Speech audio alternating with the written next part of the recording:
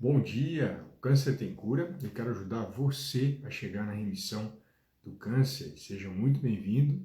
Hoje um tema polêmico ou um tema que as pessoas não abordam de maneira científica. Eu sempre falo, falta ciência na sua vida, por isso que você tem visto muita besteira por aí. Então, seja muito bem-vindo e aqui é a oportunidade para a gente falar do glúten.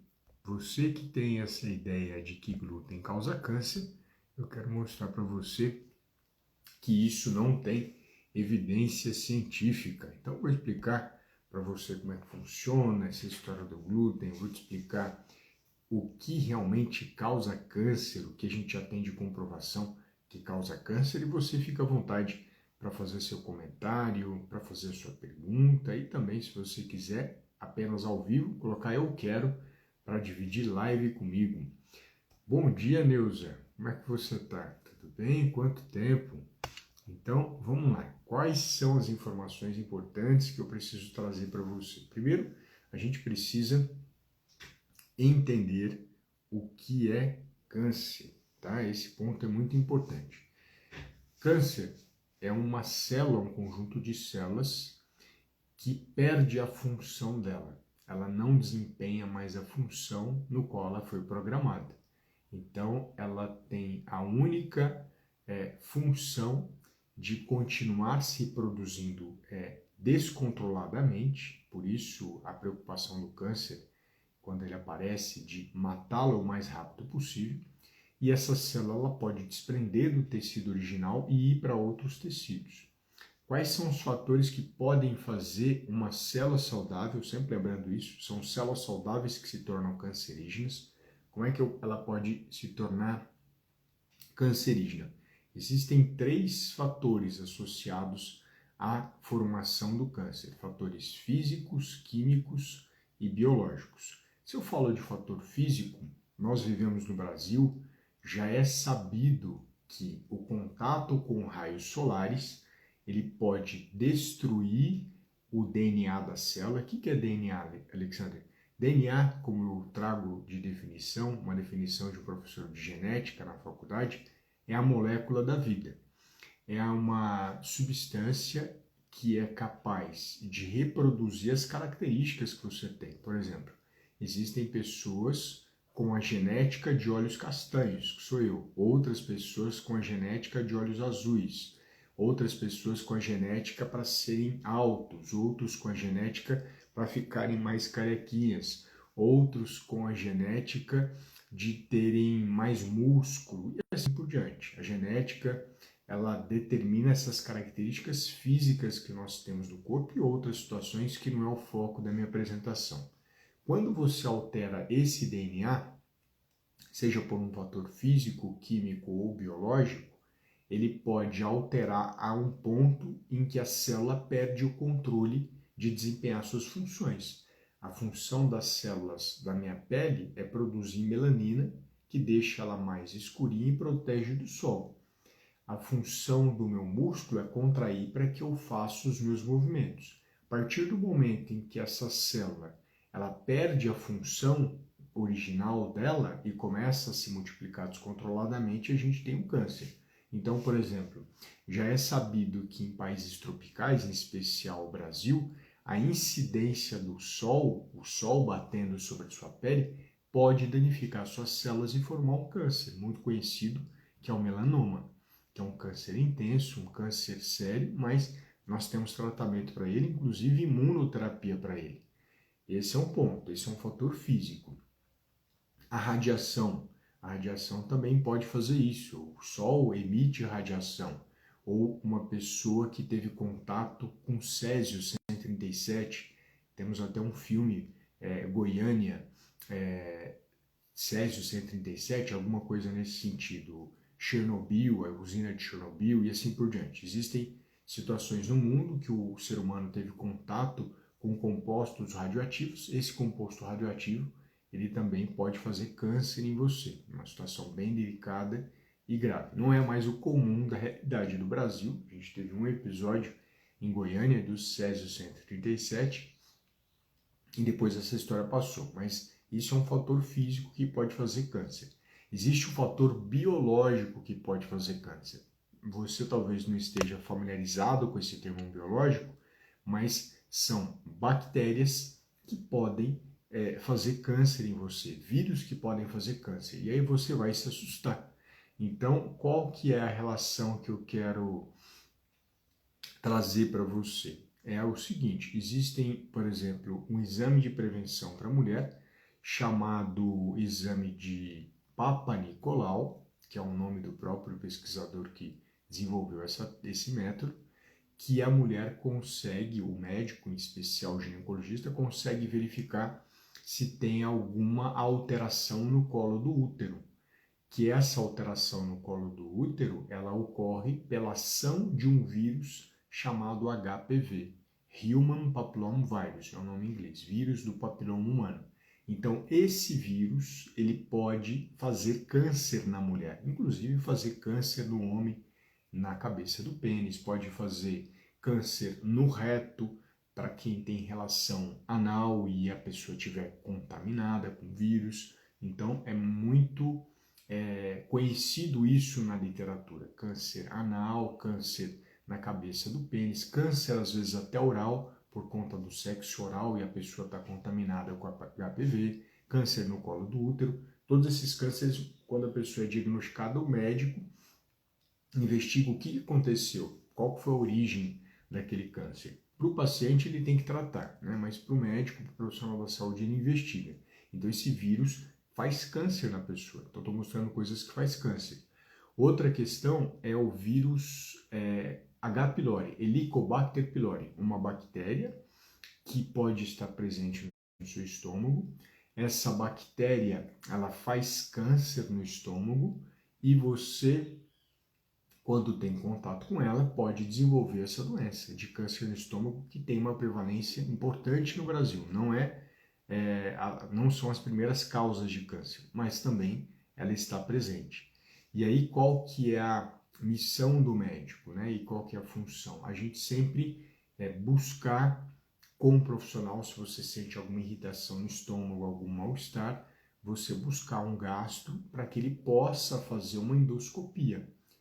A partir do momento que ele faz a endoscopia, ele verifica se existe alguma alteração no seu estômago. Isso é muito importante. Se o médico verificou uma alteração, ele tira um pedacinho pequeno do estômago, você nem sente isso.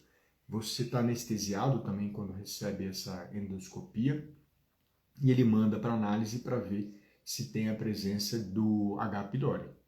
Quando você faz isso, você verifica se tem a doença ou não. Eu fiz, acho que foi no ano passado, tanto colonoscopia e endoscopia, e graças a Deus estava tudo bem, não tinha nenhum problema. Então, o que acontece normalmente? A pessoa, ela está com uma gastrite, né? Está com uma queimação no estômago e ele vai no besterol de ficar tomando suco verde. Eu vou tomar suco verde que melhora, ou eu vou tomar limão. Ele piora ainda mais o problema de acidez do estômago dele. E no momento em que ele vai piorando esse problema, o que acontece? Ele vai tendo a chance, a possibilidade de esconder uma doença grave, que é a presença do câncer. Então, por isso, eu sempre tenho um cuidado, eu falo com muita atenção, para vocês não ficarem tratando dor no estômago, problema no estômago, com a história de limãozinho com água. Limão é ácido, então ele pode trazer um problema mais grave para você, que é uma gastrite mais intensa, e mascarar algo que você tem que ir no médico para resolver, tá bom? A Thelma está colocando aqui. Será porque tomei muito sol, que a Thelma é de Salvador, tomei muito sol que hoje estou com mieloma? Não tem relação, Thelma. A gente não tem nenhuma evidência de que quem tomou sol vai ter mieloma múltiplo, tá bom? Fica em paz em relação a isso. A gente não tem evidência disso, você tem que pensar no seu tratamento, em especial na sua alimentação, como eu sempre falo.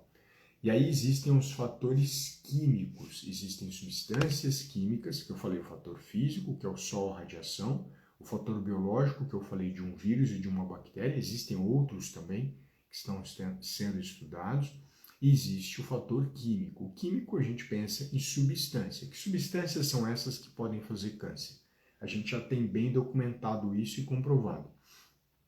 Bebidas alcoólicas podem fazer câncer. Então, pessoas que tomam bebida alcoólica, a bebida alcoólica ela pode causar câncer no fígado, câncer no estômago, câncer no esôfago, câncer na faringe, na língua e assim por diante. Não é porque a pessoa tomou uma dose hoje que no final do dia ou em seguida ela vai ter câncer. Normalmente essa pessoa consome muita bebida alcoólica ou tem o hábito de consumir. Infelizmente, esse mau hábito está instalado na população brasileira, em especial masculina, e a feminina tem aumentado isso. Tanto que as pessoas estão fazendo quimioterapia e me perguntam quando é que vão poder voltar a beber. Isso é um vício. A pessoa não consegue se ver sem bebida alcoólica. Isso é grave. Então, o álcool faz câncer, o álcool causa câncer. A gente já tem documentado isso. Outra substância que faz câncer, e o mundo já conhece, o mundo já sabe, demorou muito para acordar, é o cigarro. No cigarro nós temos 4.700 substâncias tóxicas, substâncias que podem formar câncer e a gente já sabe que forma. Então não é só câncer de pulmão, câncer de bexiga, câncer de boca, de língua, de laringe, de faringe, de esôfago, de estômago, ele vai de fígado, tem vários órgãos que são atingidos por conta da presença do cigarro. E não é essa besteirinha, mas o meu cigarro é o arguilé, o narguile, nem sei pronunciar isso. Só para você ter ideia, 1 hora daquele narguile, 1 hora equivale a 20 cigarros. Ah, mas ele passa na água, mas continua sendo fumaça. E essa fumaça não foi feita para entrar dentro do seu pulmão. Então é bobagem essa historinha de que passou na água, filtrou, você está protegido. Por sinal, a indústria do cigarro usou essa ideia de que o filtro era uma proteção contra a doença e nunca foi. A gente continua mandando a fumaça, as pessoas que fazem, tá? Eu não fumo. As pessoas continuam mandando a fumaça para dentro do corpo e essa fumaça contém substâncias químicas que podem alterar o seu corpo, podem formar câncer. E aí a gente começa a entrar no universo da nutrição. E aí eu quero trazer para vocês as informações. O que a gente já tem solidificado, comprovado de formação de câncer com alimentação é a alimentação desequilibrada que a maioria das pessoas faz. A gente já tem conhecimento disso.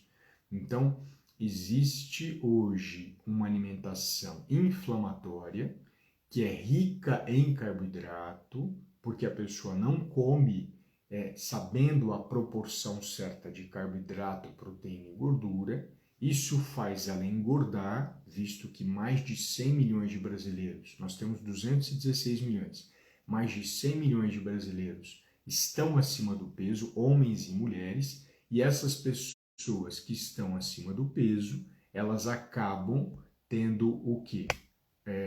O excesso de peso. O corpo humano não foi feito para ter excesso de peso.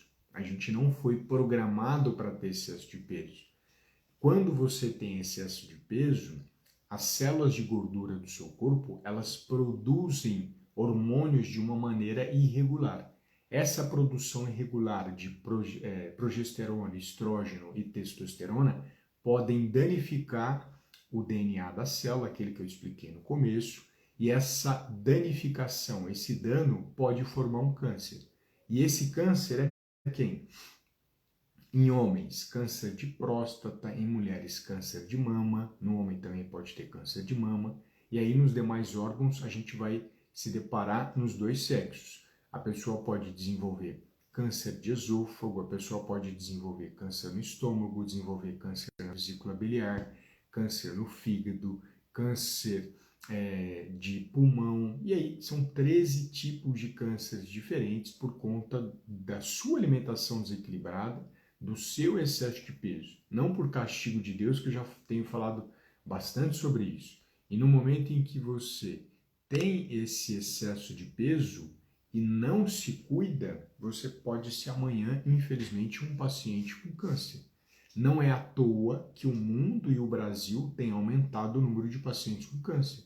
Vocês têm percebido? A medicina está avançando, mas o ser humano está evoluindo em relação ao comportamento alimentar. A cada dia a gente encontra mais pessoas com câncer. No ano que vem, a estimativa é que 700 mil pessoas terão câncer. Antigamente, nos anos anteriores, eram 600 mil. Aumentou 100 mil pessoas no cômputo total, na contagem total. E isso acontece pelo seu comportamento, pela sua atitude. É muito comum também pessoas que estão fazendo tratamento oncológico manterem o estado gordinho, né? Ela mantém o estado gordinho ou começa a ganhar peso. Então, esse ganho de peso durante o tratamento pode piorar a resposta ao tratamento, pode aumentar sua chance de metástase durante o tratamento. E, infelizmente, a pessoa se abraça no suquinho verde, que não resolve sua vida, se abraça em comer mais fruta, verdura e legume, que não resolve sua vida.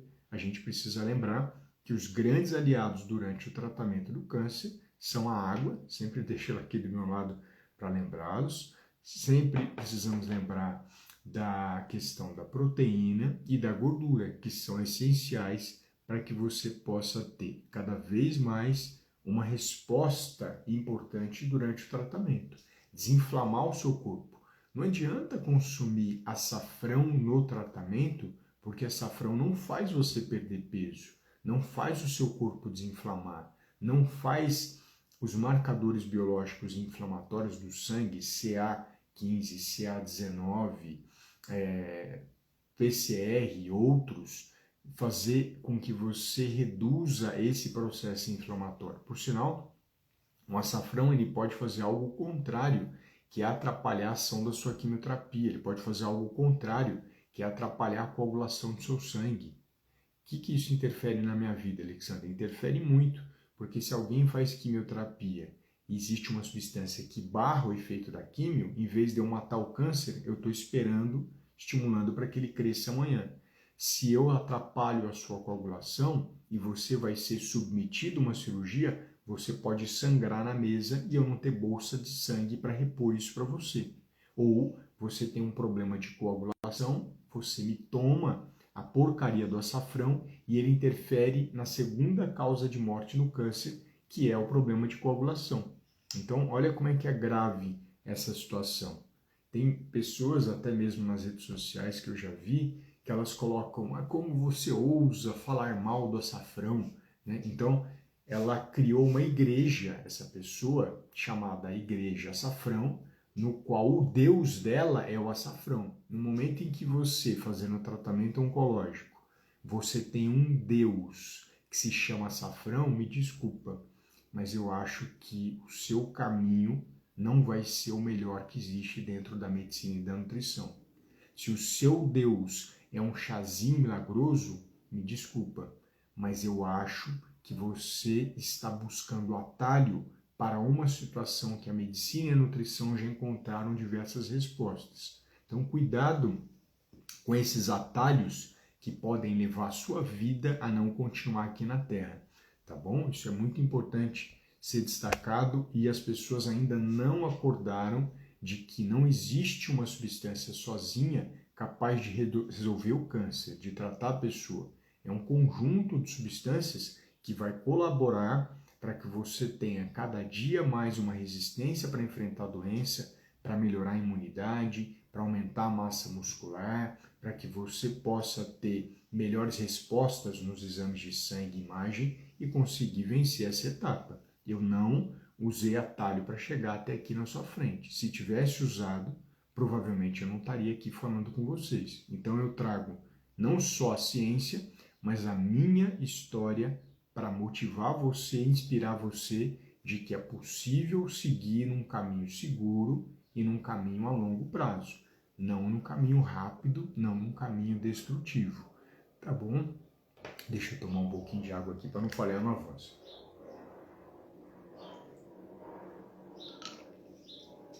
E aí, Alexandre, onde que entra a questão do glúten, que você até colocou como tema hoje da live, glúten não causa câncer. Eu vou explicar para vocês. Primeiro, a gente precisa entender o que é glúten. As pessoas às vezes falam glúten, glúten, glúten e não sabem. Glúten é uma proteína que tem no trigo na cevada e no centeio. Então, guarda isso. Trigo é glúten, é uma proteína que tem no trigo, na cevada e no centeio. Esses são os principais alimentos que contêm glúten.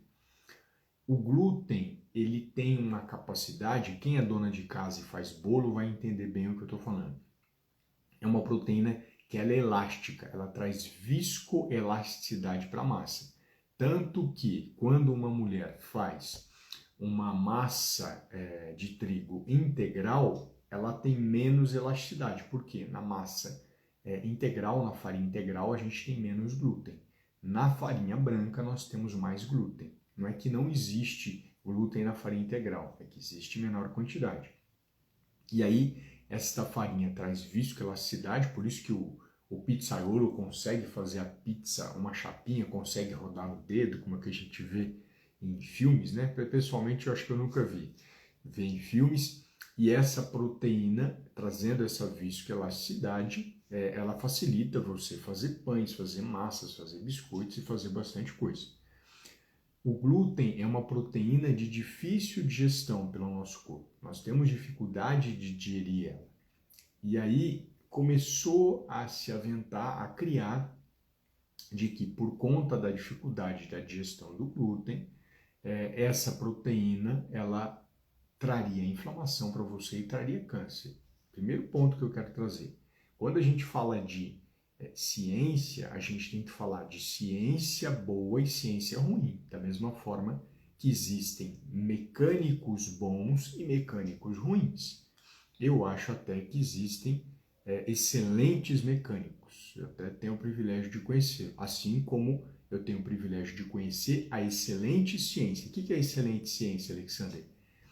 De acordo com a pirâmide de evidência científica, quando a gente fala de ensaio clínico randomizado, a gente está falando da melhor ciência, da ciência de melhor qualidade. São poucos estudos que são ensaios clínicos randomizados, mas esses aí são os melhores para que a gente possa enxergar. Nós não temos hoje evidência científica de que glúten é inflamatório e de que glúten causa câncer. Por isso, nas minhas redes sociais, eu sempre falo que os meus pacientes em remissão e com câncer não são proibidos de comer glúten, porque eu não tenho respaldo científico para proibi-los. Da mesma forma que eu não tenho respaldo científico para mostrar que isso causa câncer. Então esse é o primeiro ponto. E vários pacientes meus em remissão, fazendo os pães caseiros deles em casa, com as minhas receitas, claro, com as minhas indicações, e sem câncer, e caminhando cada vez mais para a cura da doença, porque dependendo do câncer, câncer de pele, em 1 ano a gente pode falar que está incurado, câncer de pâncreas em 20 anos. Isso é uma determinação médica, não do Alexander. Mas a remissão é algo imediato. A partir do momento que os exames de sangue e imagem não mostram a doença, a gente já pode falar que você está em remissão. O médico, né, fala que você já está em remissão. Então, glúten não causa câncer. É muito importante a gente ter essa evidência. Por outro lado, a gente não pode ser inocente de achar que as farinhas que nós temos no Brasil são de boa qualidade. Aí eu trago informações para vocês. Por exemplo, eu sempre falo que se você tem um pão francês, que é um pão muito comum na casa do brasileiro, pãozinho de cada dia, a pessoa poderia consumir, isso não traria problemas para ela. Mas eu preciso lembrar também qual a quantidade de pãozinho que você vai comer. Por quê? Se a pessoa come um pãozinho no café da manhã, come um pãozinho no lanche da manhã, come outro pãozinho no almoço, come outro pãozinho no lanche da tarde, come outro pãozinho no jantar, essa pessoa com certeza está consumindo muito carboidrato. E o excesso de carboidrato promove o ganho de peso, que é a situação direta que eu te falei da formação do câncer. Então, não é que o pão ou o glúten cause câncer, mas o excesso de carboidrato está associado ao ganho de peso, que está diretamente associado a câncer, diferentes tipos de câncer. Então, a gente precisa entender essa dose. Quem faz isso? O nutricionista, ele vai dosar a quantidade de pães que você vai comer. Não tem como eu decidir falar quantos pães você vai comer, mas nesse relato que eu te mostrei agora, com certeza já é exagerado.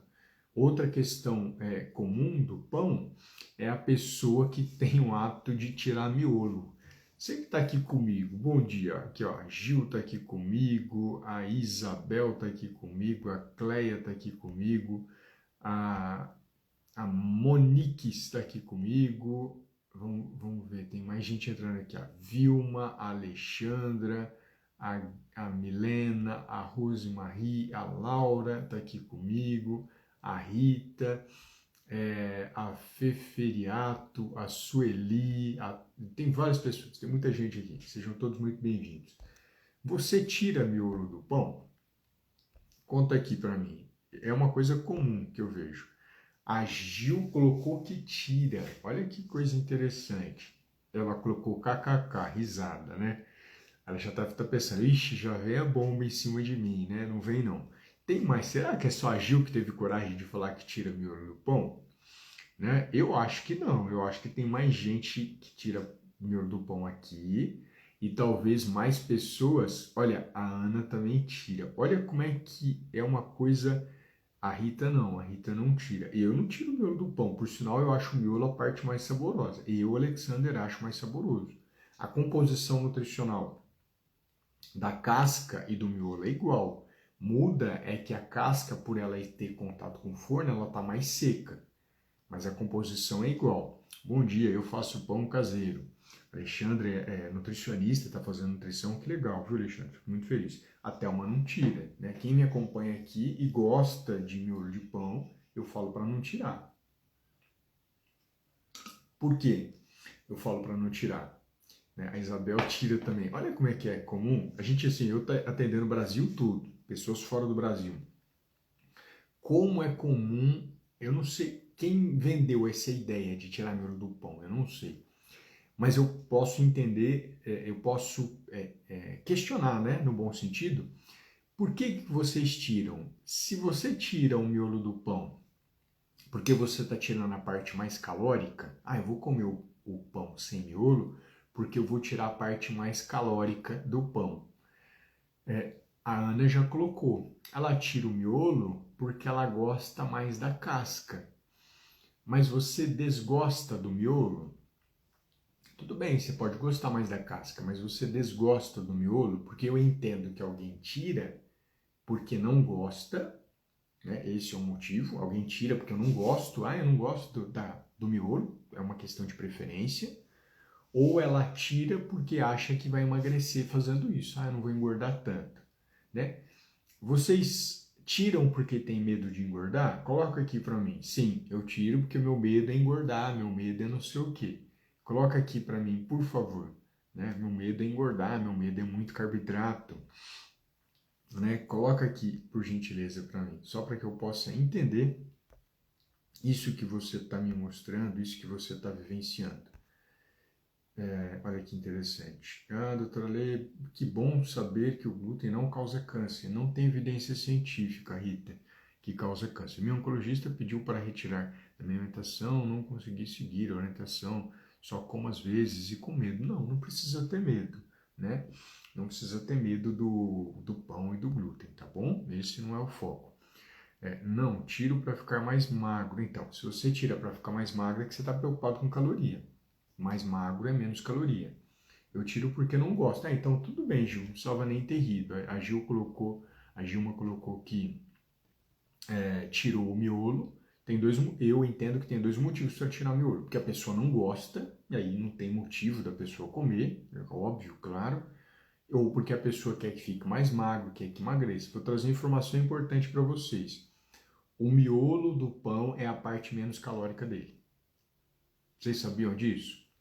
O miolo do pão é a parte menos calórica dele. Tem muito mais caloria na casca do que no miolo. Então, se alguém quisesse deixar mais magro, teria que tirar a casca e comer só o miolo.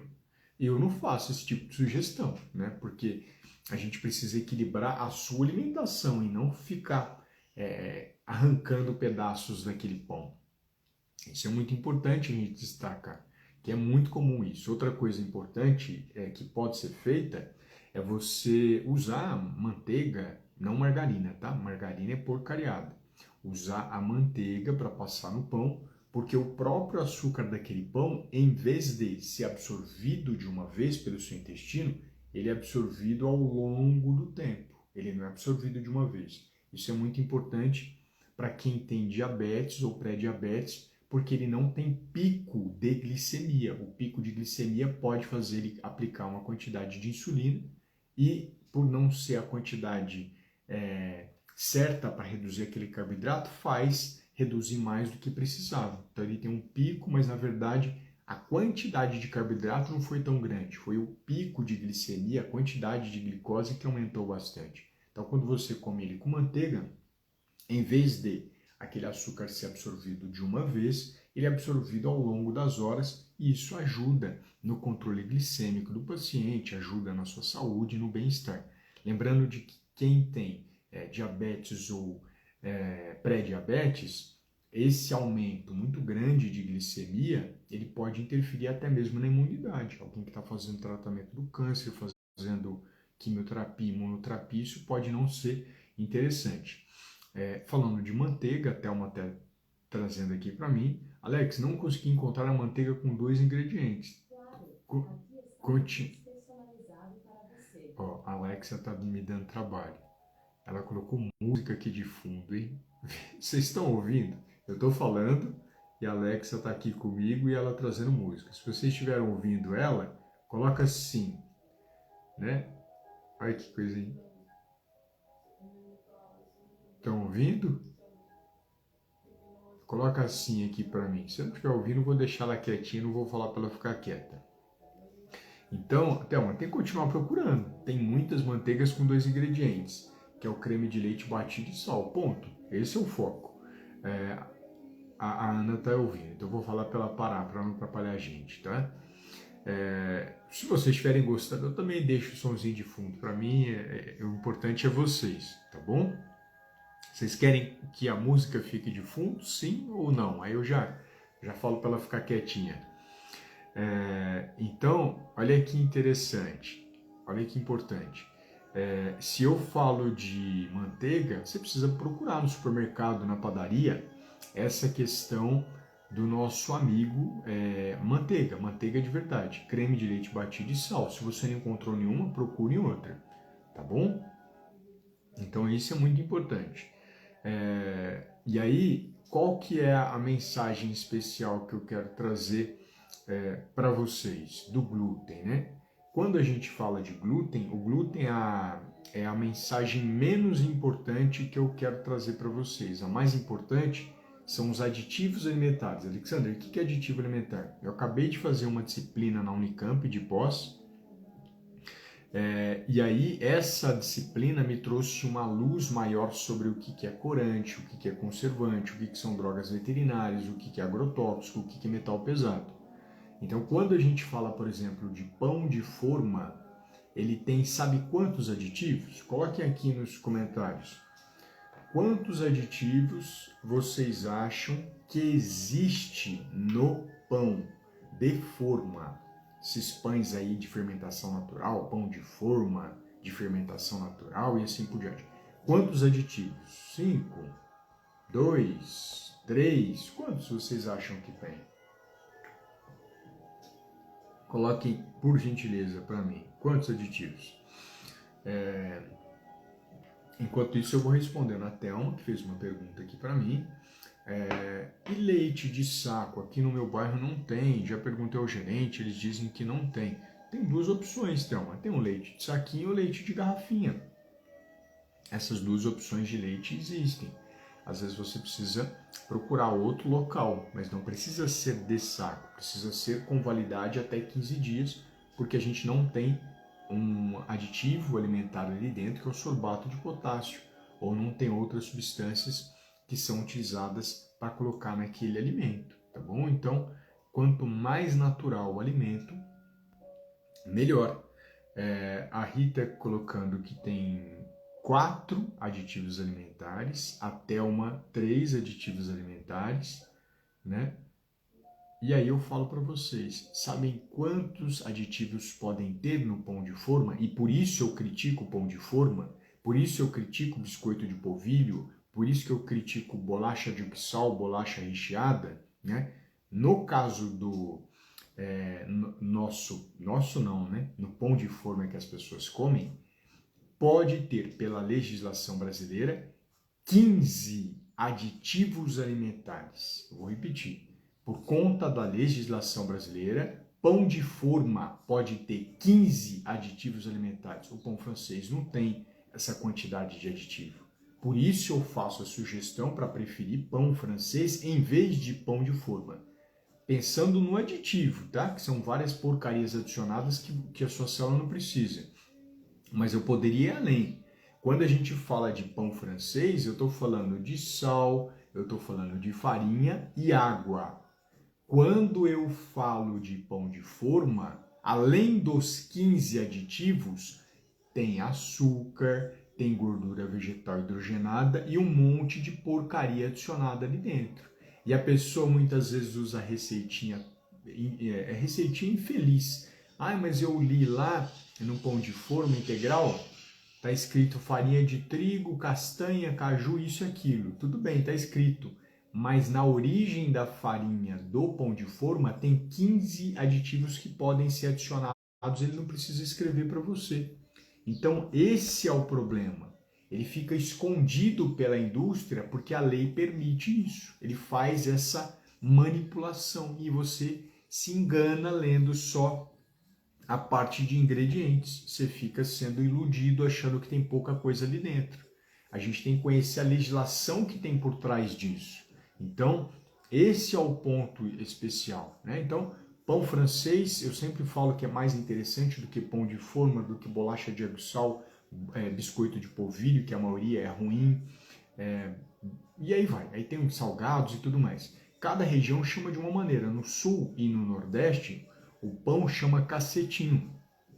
No Ceará, se eu não me engano, chama carioca. Me perdoe se eu estiver errando aqui, viu, nos termos regionais. Mas cada região do Brasil, o pão francês é chamado de uma maneira. E pode ser consumido, é um alimento regional, ele tem uma composição muito mais interessante do que o pão de forma. E as pessoas falam assim, mas o pão de forma que eu estou comendo é de fermentação natural, né? Então, o que eu quero trazer para vocês? O mais importante não é a fermentação, é a origem, é a matéria-prima, né? Deixa eu parar aqui a Alexa, que senão ela vai começar a me atrapalhar a minha linha de raciocínio. Alexa, para, por favor. Desliga, Alexa. Eu acho que ela vai parar, senão ela vai tirar minha concentração. Mas ficamos aqui com uma musiquinha de fundo, né? Enquanto a gente estava conversando, a Alexa ligou a música, achou que eu tinha pedido e estava tocando. As pessoas que aqui estão pediram para manter, que estava legal. A gente pode até pensar em outro dia, começar com alguma música e depois parar, mas estamos juntos. Então, qual que é o ponto que eu quero trazer? É a historinha do pão de forma integral. Pão de forma integral ou pão de forma com fermentação natural. Então, vou repetir. Não olhe para essa questão do pão de forma integral, não pão de forma. Não olhe para a questão, perdão, da fermentação natural. Porque o mais importante é o ingrediente, a matéria-prima que é feita esse pão, tá bom? Esse é o mais importante. Eu vou te dar um exemplo. O cocô é de fermentação natural, fica de 3 a 15 dias, 10 dias no seu intestino, depende de cada pessoa. Então fica no mínimo 1 dia a 7 dias dentro do seu intestino. O cocô é de fermentação natural, a matéria-prima dele é horrível, é ruim. Então não adianta você ter um pão de forma de fermentação natural se a matéria-prima dele é ruim. Não adianta nada ser fermentação natural, ou seja, ficou vários dias fermentando para produzir. A matéria-prima dele é ruim. Que porcaria é essa? Não adianta nada. Então fuja dessa historinha de pão de forma. Mas esse pão de forma é melhor porque fermentação natural. Não, se a matéria-prima é ruim, é igual ao cocô. Continua sendo ruim o final. Agora, se a matéria-prima é boa, se você tem uma matéria-prima boa, de uma farinha boa, aí essa fermentação natural pode ser interessante. Então esse é o ponto essencial. O seu nutricionista vai te ajudar a enxergar e direcionar isso para você. Então o glúten não é o vilão, não é o seu inimigo, mas o excesso de carboidrato ou o tipo de farinha que você está usando, sim. Então esse é a mensagem especial que eu gostaria de trazer para vocês aqui na live. De trazer que o glúten não causa câncer, não tem evidência disso, e muitas pessoas se limitam, deixam de ter uma alimentação prazerosa por conta dos conteúdos não científicos ou dos conteúdos de ciência de fundo de quintal que são publicados nas redes sociais. A rede social é um espaço incrível e ela é livre. Então, uma pessoa muito simples pode publicar algo dizendo que é verdade, mas ele não tem experiência com câncer e ele não tem acesso às melhores publicações científicas como eu tenho. Aqui a gente tem acesso às melhores publicações e são disponibilizadas para vocês. A maioria das pessoas não sabe nem ler inglês e começam a falar de nutrição, e ela não tem contato com bons médicos, ela não tem pessoas que ela trata com câncer, e se falar que ela lida há 30 anos com câncer como eu, isso não vai nem encontrar, eu acho.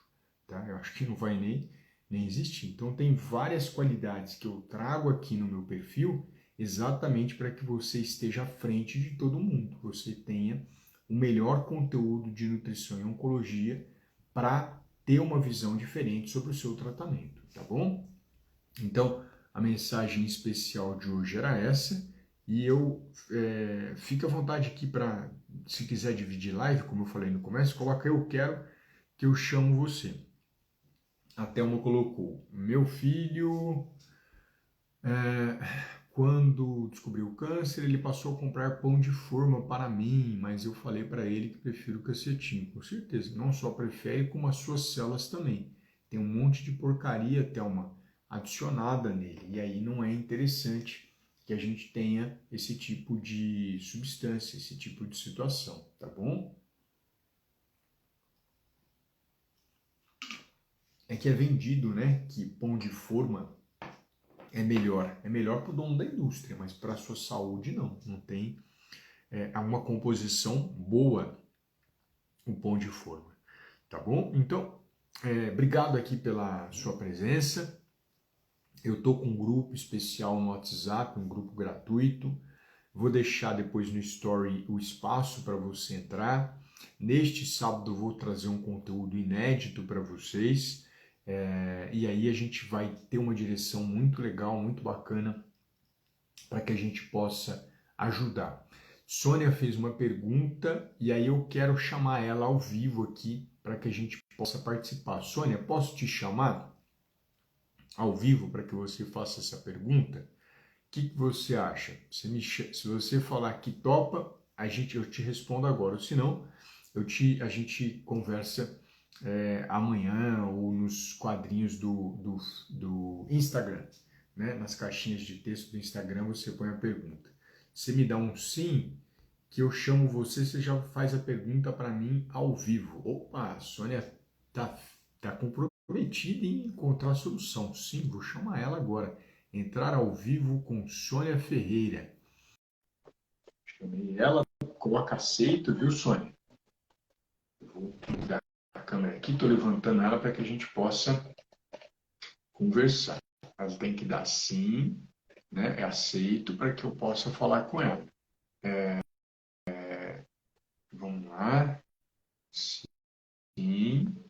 Não sei se ela conseguiu apertar no sim de aceito. Nós que agradecemos pelos conhecimentos adquiridos. Ô, Rita, ajuda outra pessoa também, Rita. Eu faço isso gentilmente para vocês e eu peço que vocês me ajudem a colaborar com mais pessoas. A Sônia falou que não está conseguindo. Deixa eu tentar mais uma vez, Sônia. Entrar ao vivo com Sônia. Entrar ao vivo. Vê se você consegue apertar o sim. Eu mandei o convite. Vamos ver se você consegue entrar ao vivo aqui. Sônia não pode participar. Teve algum problema então, Sônia? Não sei qual foi. Deixa eu responder então para você. Pelo menos já para você não sentir que eu não estava te dando atenção. Ela perguntou, bom dia, quando faz quimioterapia e tem diarreia, qual alimento devemos consumir? Primeiro passo é pensar em qual você não deve consumir.